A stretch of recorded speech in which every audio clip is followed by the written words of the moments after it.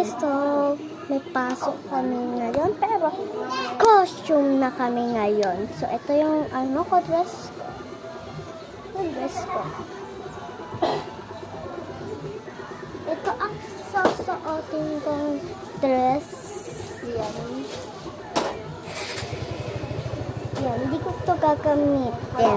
Pero gagamitin ko ito sa kaya nga meron na akong ganito. Kasi binili to ni tita.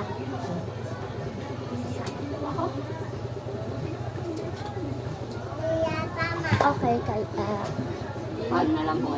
mamaya pa naman kami maliligo eh. Mamaya naman pa kami maliligo eh. Kaya mamaya rin kami papasok kasi 11:24 AM pa lang.